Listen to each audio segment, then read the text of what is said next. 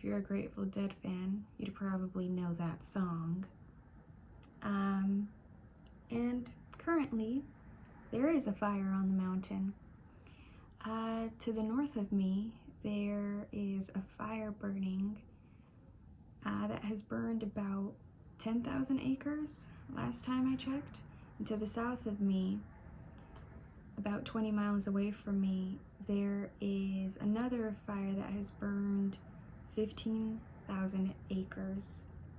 And it's crazy because a couple of days ago, I wouldn't have thought I would be experiencing one of the worst natural disasters that I have ever experienced in my life.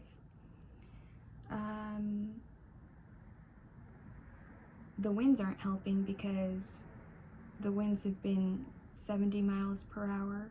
They've been blowing so hard, and that is not ideal for fire conditions because it's just the embers are blowing all over the place and creating little spot fires here and there. And it's been such a dry winter this year. It hasn't rained at all, and it's just been so dry lately that it's optimal fire conditions right now. So it looks pretty ominous outside.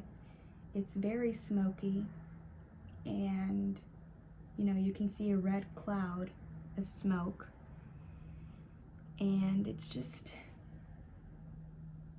crazy how things can change so quickly, how life can change so quickly. As I was saying earlier, 2 days ago, I didn't think I would be experiencing this natural disaster. It wasn't windy at all. I was up in the mountains, actually, where it's burning right now. I was up there because I was on a hike, and it wasn't windy at all, and there was no signs of fires. So everything changed within 24 hours, right? And yesterday I was actually up in those mountains that are currently burning right now, and I couldn't go hiking because the winds were just way too strong, and I left. And I can't go hiking today because obviously the mountains are on fire. And I've just been thinking to myself, life can change in an instant. We take it for granted. We take the things we have for granted, but life can turn around and slap you across the face, bitch slap you, and you're donezo. And I think we don't think about that. We think that things will stay the same forever, or not forever, but for a good amount of time, but we don't realize that things are constantly in flux and they're constantly changing. A lot of people, I imagine, did not think that their homes would burn down 2 days ago. 2 days ago was just a perfectly normal, sunny day. Well, not really normal because it hasn't rained in so long, and it's winter time, and it's supposed to be raining around this time, but I don't think people thought that their houses would burn down to the ground this week in 2025. But thousands of people have lost their homes. Last time I checked, over 1,000 homes have been burned to the ground, and I think hundreds of people have been injured. I think 2 dead so far, and it's just been crazy. I might have to evacuate if things don't change because the winds are not helping because they're blowing in different directions. Sometimes they blow to the north, and sometimes they change direction and they blow to the south.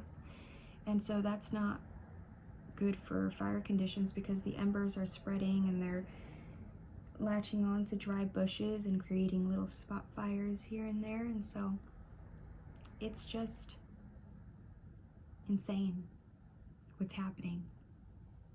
And I was trying to go to sleep last night, but I couldn't because the winds were so strong and everything was rattling. The leaves were shaking and the trees and everything was just moving, and I just couldn't sleep. And I thought to myself, would I be okay with letting go of all of my possessions? If a fire started to burn in my area and I had to evacuate, would I be okay with letting go of everything? And the answer that I came up with is, well, I've got no choice but to let it go.